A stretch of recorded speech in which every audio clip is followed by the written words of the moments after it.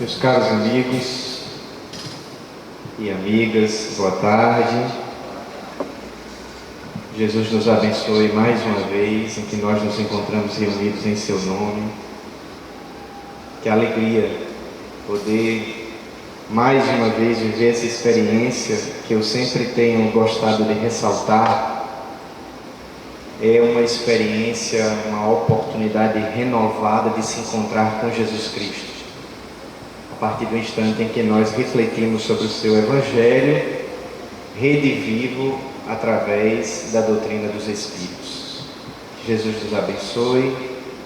Com felicidade estar de volta ao Leão para tratar na tarde de hoje, encerrando o capítulo 12 do Evangelho segundo o Espiritismo, um capítulo bem desafiador para nós outros, cujo título é Amai os vossos inimigos, e que nos seus itens 11 a 16 traz uma série de mensagens de alguns espíritos, dentre eles o Espírito Adolfo, Santo Agostinho, um espírito protetor, e uma outra mensagem do espírito que assina Francisco Xavier, falando e refletindo conosco sobre a questão do duelo.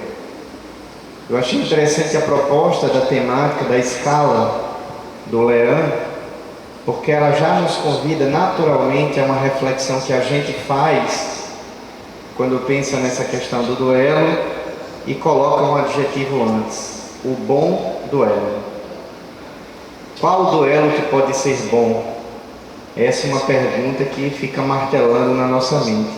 Mas nós vamos começar a fazer um passeio pelos pontos mais importantes desses itens do Evangelho. Em algum momento vamos pretender pelo menos dar algum direcionamento no sentido de responder essa pergunta: qual o duelo que para nós pode ser bom?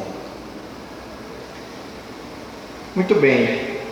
Inicialmente, até de forma proposital, a gente colocou na capa da apresentação uma evocação ao antigo Velho Oeste, né?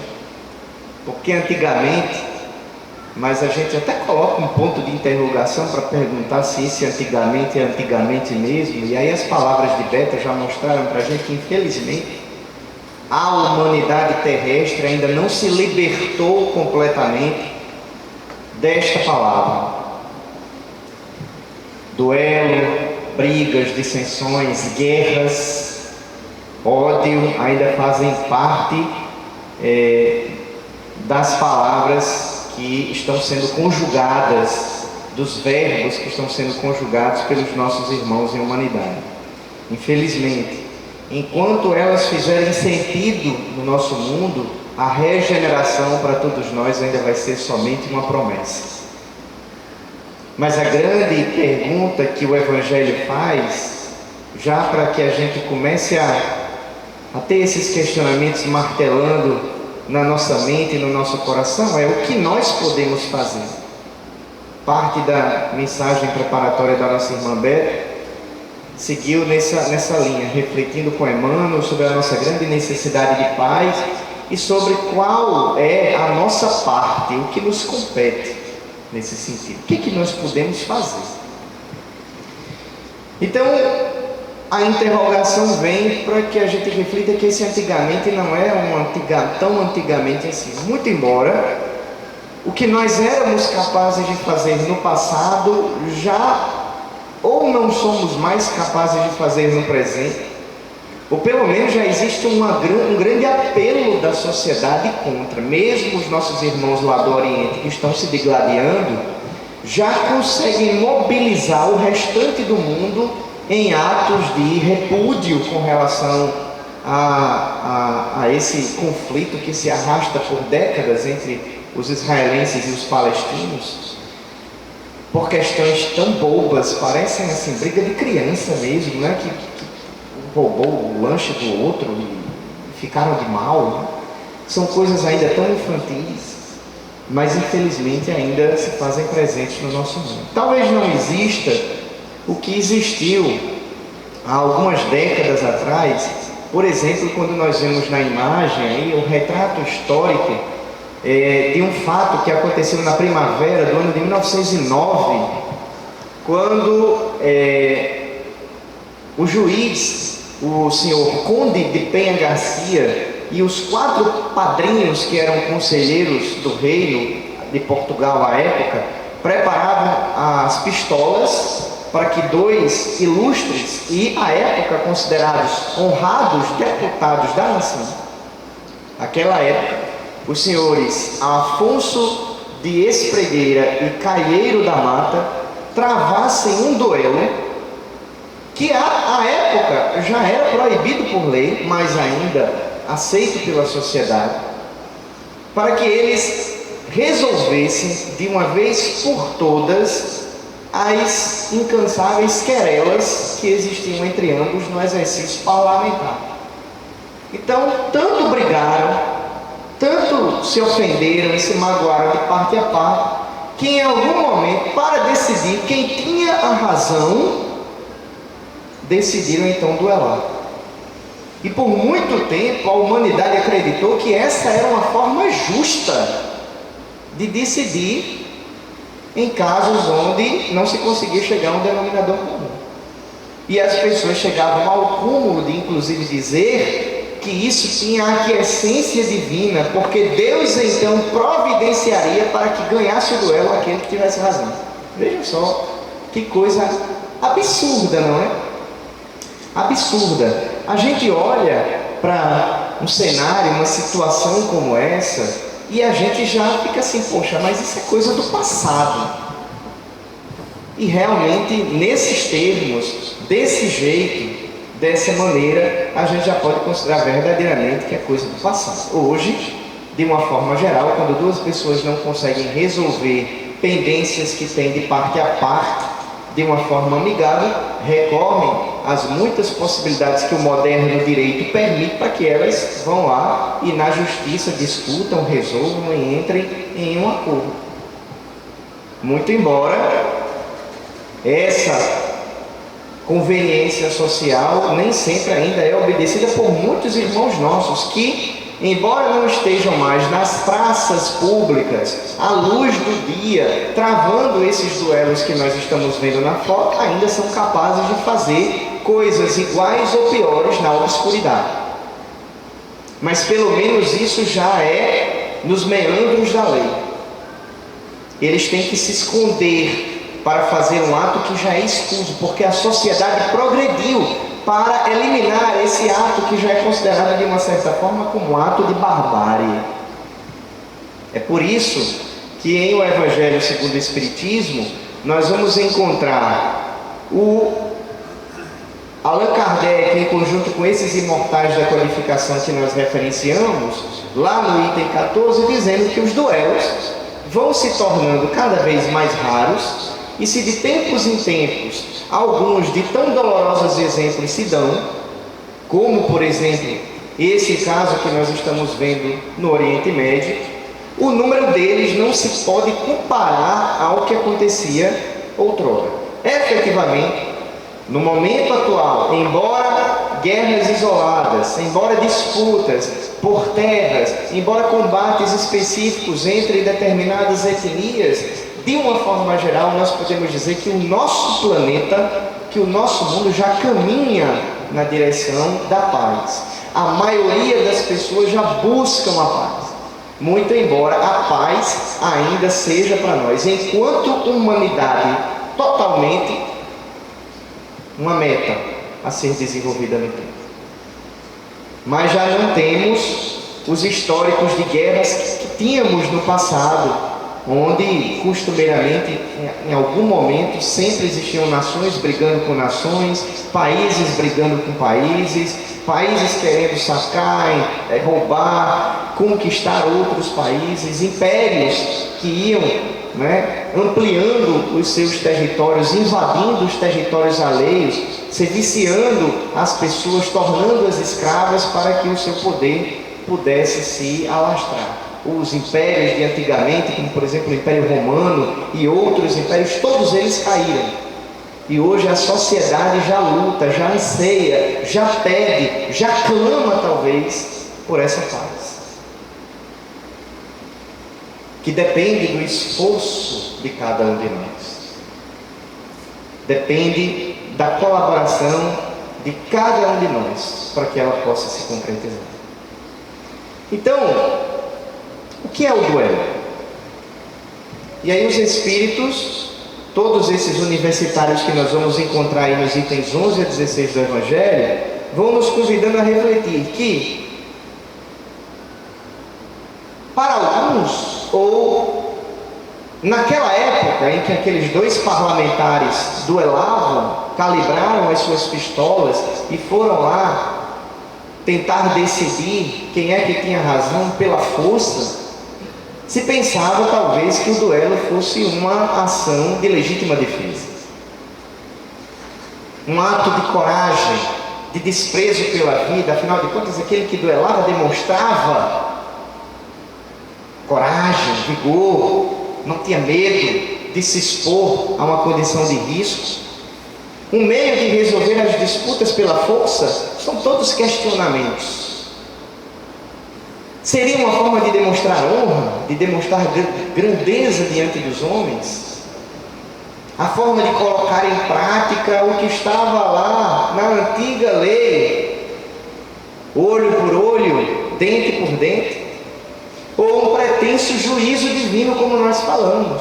As pessoas ainda tinham, perdoem minha franqueza, a cara de pau de dizer que Deus estava presente ali naquele momento e que ia direcionar o projétil daquele que tivesse razão para que ele atingisse o inimigo que padeceria.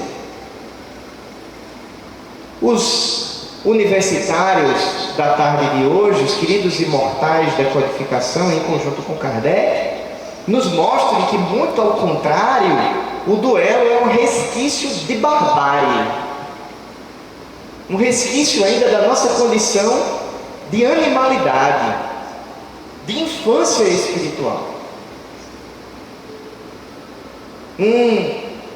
Uma sujeirinha ainda que precisa ser extirpada do nosso planeta, do mundo em que nós vivemos, para que ele possa efetivamente ascender para um novo mundo. Algo que vai ficando no passado, mas que precisa ainda ser completamente eliminado. Porque enquanto existirem dois seres brigando e tentando decidir as suas dificuldades através do uso da força, nós ainda não estaremos aptos para viver os tempos de fraternidade que a espiritualidade diz que nos espera. Nos espera, ou seja, eles estão esperando por nós. Infelizmente, parece que eles estão precisando esperar sentados, né? Porque a gente ainda, enquanto humanidade, porque estamos todos no mesmo barco, não fomos capazes de transformar isso em coisas do passado. Eu me lembro que, eu acredito que já comentei aqui no Leão, outro dia estávamos fazendo uma palestra e começamos a fazer essa evocação, e eu acho que eu já cheguei a falar sobre isso aqui, imaginando um menino. Eu falei sobre isso aqui, até usando o André como exemplo, e até a possibilidade de um dia, quem sabe, eu reencarnasse depois na condição de neto, de bisneto, sei lá o que dele. Uma criança reencarnando no planeta Terra daqui a 400, 500, 600 anos. Chegando para o seu pai, talvez num dia dos pais como esse de hoje, dizendo: papai, me diga uma coisa, eu vi uma palavra aqui que eu estava estudando na escola, duelo. Que palavra é essa, papai? Eu não sei o que é que significa isso. Ah, meu filho, isso aí é uma coisa do passado, faz tempo. Na verdade, eu nem muito bem sei o que é isso, mas eu, assim, as histórias que o meu avô contava para o meu pai, falavam que no passado muito distante, quando o nosso mundo ainda não era um mundo assim regenerado, as pessoas eram capazes de ferir-se umas às outras. Quando elas não se entendiam, elas brigavam. Brigavam, papai? Como assim? Elas ficavam de mal uma da outra? Sim. Só que aí elas utilizavam da força física e entravam em disputas em que apenas um desses iria viver. Que coisa estranha, não é? Nossa, que coisa estranha. estou acreditando porque o Senhor está me dizendo, mas as pessoas não se amavam naquela época. As pessoas não entendiam, papai, que elas são irmãs umas das outras, que todas elas são filhas do mesmo pai, que elas devem se amar, que elas devem se respeitar, que elas devem compreender suas diferenças. Meu filho, coisas de um tempo que fica no passado, coisas que nós já superamos. Eu também não vou saber me explicar muito bem. E eu sonho, meus caros amigos, sinceramente, eu sonho que esse dia chegue. Muito mais do que isso, eu preciso ser franco para vocês. Eu sonho que eu possa viver esse momento, que eu possa ser essa criança que renasça nesse mundo, melhor, que não vai ser outro mundo diferente desse mundo, terra, que nós estamos vivendo. Que a partir do sozinho que nós derramamos todos juntos, vai conseguir chegar a uma situação como essa, em que para as novas crianças que nascerem, que não serão outras senão nós mesmos, reencarnando novamente, né, Beto? Os parentes todos, quem sabe que você se despediu, e que já terão a oportunidade de quando renascerem, renascer nesse mundo melhor desse mundo. Então essas coisas que nós estamos falando, que é difícil de abordar na tribuna espírita, principalmente para a nossa realidade, para um país pacífico, mas são um resquício da barbárie. Prova de covardia moral, muito ao contrário.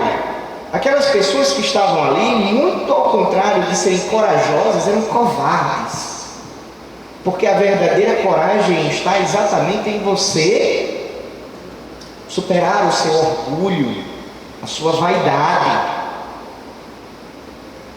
em perdoar o semelhante, em buscar compreender. O que a humanidade ainda pensa que é coragem é covardia, e o que as pessoas pensam que é covardia é a verdadeira coragem.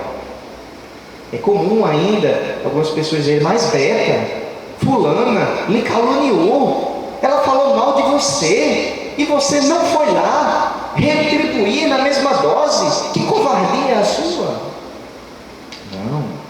Que coragem de passar por cima dos próprios sentimentos, silenciar em si o desejo da desforra, cultivar dentro de si a paz, a verdadeira paz que Emmanuel nos fala. Com a doutrina espírita, nós verificamos ainda outras questões de ordem espiritual. Imaginem só a cena. Os duelistas ali, os dois deputados, né? Em 1809, se não me engano, foram lá, brigaram, não conseguiram se entender. Vamos agora duelar. Vai ser um duelo de pistolas. Se colocaram ali solenemente, conforme o rito do duelo, deram sei lá quantos passos, de repente viraram, dois projéteis saem das armas de fogo, e de repente um daqueles cai morto, enquanto o outro sai vitorioso. Ganhei a disputa, era eu quem tinha razão. Maravilha! O corpo daquele que perdeu, sepultado, mas o espírito é imortal, e aquele que venceu ganhou um obsessor de presente, por anos e anos, perseguindo ele, talvez, quem sabe, levando-o inclusive ao próprio desencargo. Então a doutrina espírita nos mostra que as coisas não se resolvem dessa forma, é que as disputas que a gente pensa que resolvem aqui, levamos para o mundo dos espíritos. E na realidade o duelo é só uma forma muito desinteligente, vamos inventar essa palavra, de prorrogar disputas, de prorrogar o ódio, de prorrogar o desamor, que continua se perpetuando, além de tudo. Pobrezinho do que ficou aqui, porque salvo o caso daquele espírito que morreu ser muito nobre, mas se o fosse, dificilmente teria aceitado a condição do duelo, salvo o fato de perdoá-lo e de modificar os seus pendores, um obsessorzinho de presente que aquele duelista vai ganhar pelo resto da sua encarnação. Desonra e pequenez espiritual, como nós falamos. É um convite a você justamente entender que deve seguir a mensagem do Evangelho e apresentar a outra face. E muito ao contrário do que ser o símbolo de um juízo divino, é no que nós dissemos, interpretando com a nossa peculiaridade, o que os Espíritos nos colocam nesse tópico do Evangelho, uma extrema falta de juízo. Uma falta de juízo. Porque se o juízo estiver no lugar, e principalmente nos dias de hoje, que talvez a doutrina espírita vem contribuindo muito para a eliminação dessas disputas, que as pessoas necessariamente, se têm o mínimo de noção espiritual, vão pensar duas vezes. Eita, danado.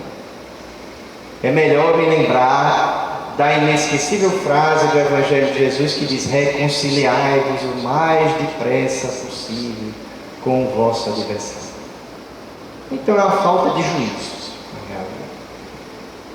Está lá no compêndio, fica para vocês lerem, são 5, 11, 12, 13, 14, são 6 mensagens, muito profundas todas elas, no final do capítulo 12 do Evangelho segundo o Espiritismo, merecem a nossa leitura hoje à noite, quando a gente chegar em casa. Um homicídio ou um suicídio? E aí os Espíritos nos colocam que na realidade as duas coisas, principalmente porque na maioria das vezes, quando um que se sentia desonrado convidava para o duelo, ele escolhia as armas, e escolhia normalmente as armas nas quais ele tivesse maior habilidade. Então a disputa, ela não era tão igual assim. Era o Conan aqui, né, contra o pobrezinho mirradinho, com uma espada enorme, e o pobrezinho aqui com a varinha e condão, tentando ganhar a disputa. Então, muitas vezes, era um jogo de cartas marcadas. Como, por exemplo, acontece na disputa das duas nações que nós estamos vendo na televisão. Onde uma nação se coloca nesse lugar, com um poderio, não é, destrutivo muito maior do que a outra, com um domínio territorial muito maior. Então, não é uma luta, quase nunca é uma luta de iguais. Já começa por aí. Então os Espíritos nos colocam que para o duelista é um assassinato praticado a sangue frio. E para o adversário também um suicídio, porque ele vai para lá sabendo que ele tem a mínima chance de sobreviver. De qualquer forma, numa ou noutra situação, uma infração à lei divina. Quem diz isso é o Espírito Protetor no item 13. Em que nós devemos pensar?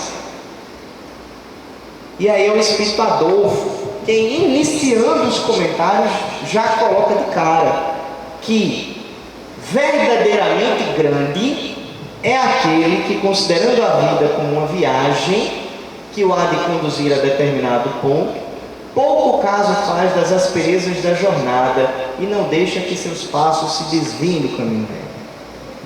Que a verdadeira grandeza está em observar além, olhar adiante e perceber que o nosso caminho é um caminho que conduz a essa paz falada por Emmanuel na leitura preparatória.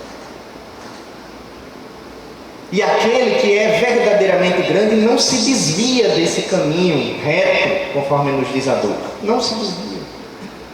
Ah, mas você não vai responder? Não, para quê?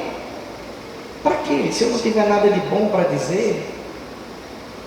Ah, mas você não vai revidar? Não, por que revidar? Por que revidar? Para continuar instituindo o ciclo do ódio? Não, vamos instituir o ciclo do amor. O ciclo do amor. Porque é assim que acontece nas guerras. Um país chega e ataca o país vizinho. Aí o país vizinho não se vai se dar por satisfeito. Ele vai e faz um ataque no sentido contrário. E aí pronto, acabou-se. Vira o ciclo do ódio, o ciclo do desamor. Nós precisamos quebrar isso. Nós precisamos quebrar isso. Isso no que diz respeito às guerras, às lutas, as contendas exteriores. Mas e as contendas interiores? Se por um lado até agora hora nós ficamos falando talvez para vocês de umas... Puxa, eu fui lá assistir uma palestra no Leão, o Igor falou lá de umas coisas, mas puxa, isso aí é coisa que não existe mais, ou se existe, existe lá longe.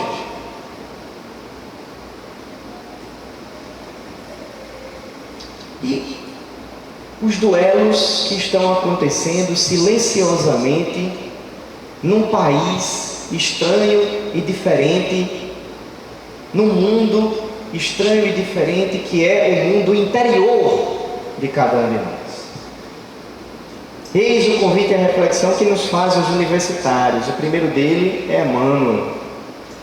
E Emmanuel vem nos dizer que realmente, se é verdade que a civilização baniu o duelo das praças públicas e nós não vemos mais situações como essa que nós mostramos no início da nossa palestra, se os códigos evoluídos de hoje, civis e criminais, já condenam essas práticas, já colocam essas práticas como resquícios da selvageria, da animalidade, como nós falamos, se por um lado as lâminas repousam ensarrilhadas, não ocorre o mesmo, diz Emmanuel, com os dardos envenenados da vida mental.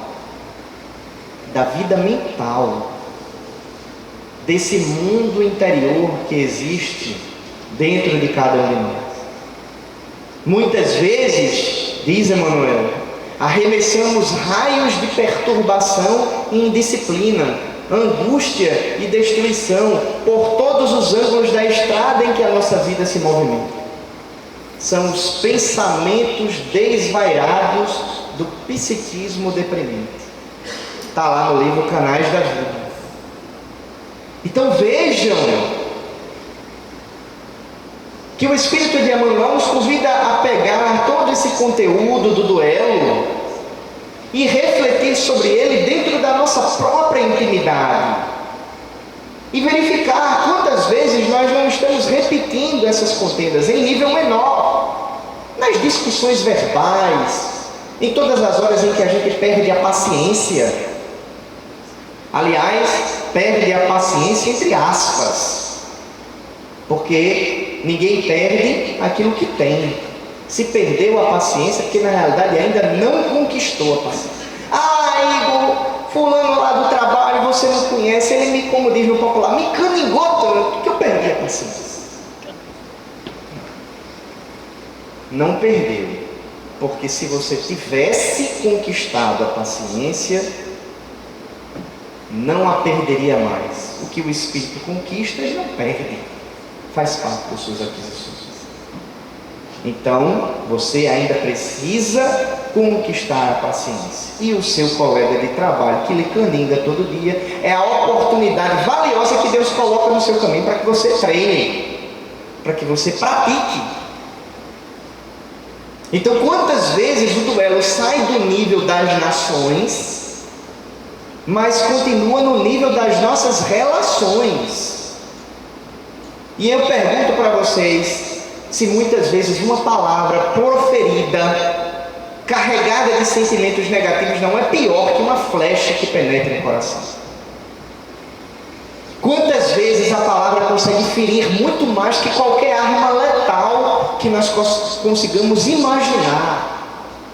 Porque enquanto a arma letal fere o corpo, a palavra desferida, carregada de ódio, fere dentro e profundamente a alma. Então, nós precisamos continuar refletindo sobre essa questão. Aí nós pedimos a ajuda da segunda universitária, Joana de Ângeles.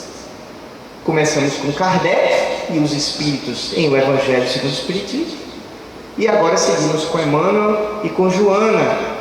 E Joana nos diz que a criatura humana é sempre herdeira das suas más inclinações.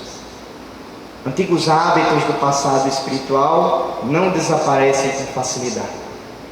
Orgulho, arrogância, prepotência, egoísmo, ódio, ressentimento são vícios que ainda pesam fundo na economia moral da humanidade. São os nossos verdadeiros adversários. São aqueles com quem verdadeiramente nós precisamos duelar. Sim, aí, agora, o bom duelo. Que não é o duelo que eu travo com Beta. É o duelo que eu travo comigo mesmo. É o duelo que eu travo contra esses nobres adversários que eu preciso respeitar e que estão aqui dentro demais e que eu preciso extirpar de dentro de mim para me transformar numa pessoa melhor. Combater todo dia o orgulho que ainda existe dentro de mim, a arrogância que me domina em determinados momentos, a prepotência que me faz crer superior aos demais, o ódio que muitas vezes ainda se manifesta dentro do meu coração, o ressentimento que é o copo de veneno que eu tomo todos os dias sem perceber e que me envenena por dentro. Eis os verdadeiros adversários que nós precisamos superar, segundo João nos diz. Esse é o dever de todo homem comprometido com os ideais de paz e de renovação. Essa é a verdadeira luta, a grande luta, o grande duelo, o grande combate que nós precisamos travar. E talvez por isso, em determinado momento, eu vou passar o slide todo só para relembrar, Paulo, na sua segunda epístola a Timóteo, disse: combati o bom combate. O combate contra as nossas imperfeições, um duelo contra esses nobres adversários que nós falamos: orgulho, egoísmo, vaidade, ressentimento, ódio, mágoa, inveja, ciúme, que nós ainda muitas vezes cultivamos dentro de nós. Um duelo interior, feito com muito respeito, com muita honra e com muito cuidado, zelo e dedicação constantes, a partir dos quais nós vamos superando essa condição das trevas interiores para um processo de iluminação interior.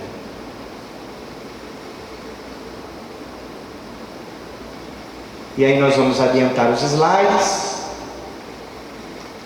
apenas para chegar no exemplo do Cristo, que é efetivamente o grande mestre que nós podemos ter, a grande fonte de inspiração a partir da qual nós vamos conseguir realmente enfrentar essas lutas, encontrar a força moral para superar essas dificuldades, porque é na mensagem do Cristo que nós vamos encontrar fortalecimento interior, o fortalecimento da nossa fé, capaz de fazer com que, refletindo sobre as suas palavras, nós comecemos a modificar por dentro, num processo de mudança que é de dentro para fora. E ainda continua ecoando nos nossos ouvidos a lembrança das inesquecíveis palavras do divino Rabi da Galileia, quando ele dizia: aquele que matar pela espada, perecerá pela espada. Se alguém bater na tua face direita, oferece a esquerda. Oferecer a esquerda significa isso: passar por cima do teu orgulho, que te faz querer revidar, e perdoar. Perdoar não apenas 7 vezes, mas 70 vezes, 7 vezes, tantas vezes quantas forem necessárias. Eis o grande desafio.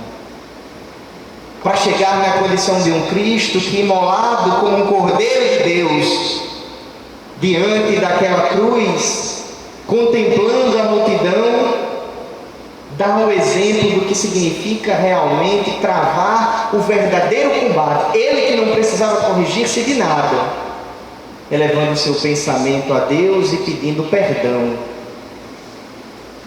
direcionado a cada um de nós, que ainda hoje nos encontramos reunidos. Pai, perdoa-lhes, eles não sabem o que fazem. É no exemplo do Cristo, meus caros amigos, minhas caras amigas, que nós vamos encontrar a mais bela mensagem de paz que existe, que se tem notícia.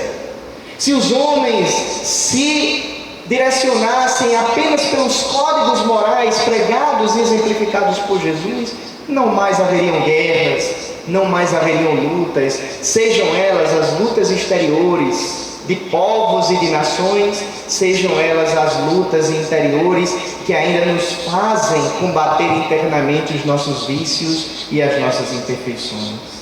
Só quando nós conseguirmos combater esse bom duelo Só quando nós conseguirmos combater esse bom combate, nós vamos conseguir encontrar Jesus Cristo com os braços abertos à nossa direção e nós com os braços abertos na direção dele, podendo desfrutar de um abraço da alma que vai naquele momento ter a certeza que cumpriu, que superou, que venceu as suas más tendências, as suas más inclinações.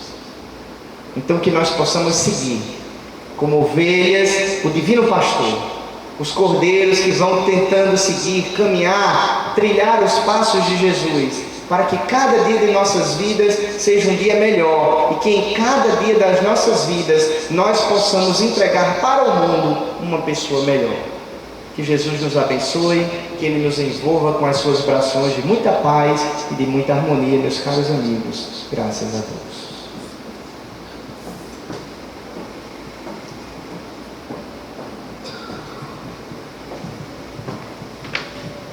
Aí está, meus irmãos, de uma forma bem prática, bem simples.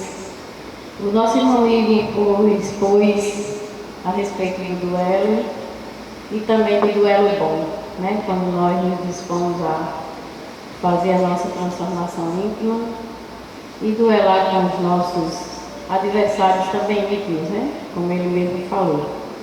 O orgulho, a vaidade, o egoísmo, o ódio, as desavenças, as malquerências, são muitos que nós precisamos retirar dentro do nosso ser. Graças a Deus por isso.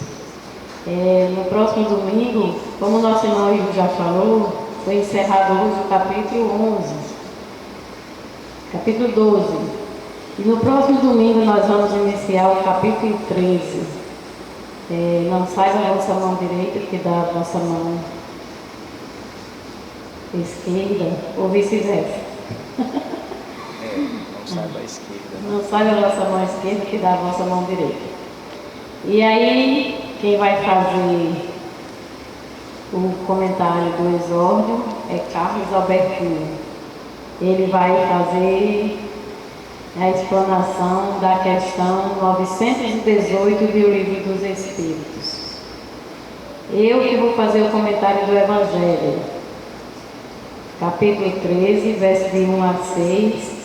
Por que e o que ostentamos? E a nossa irmã Inês, que se encontra ali presente, vai fazer a direção da mesa.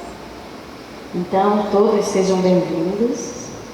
Que a bênção do Pai continue conosco, que nós possamos, de toda forma, em todos os dias da nossa vida, ir nos melhorando, nos transformando. No próximo dia 7 de setembro acontecerá o 49º Café Cultural do Leão.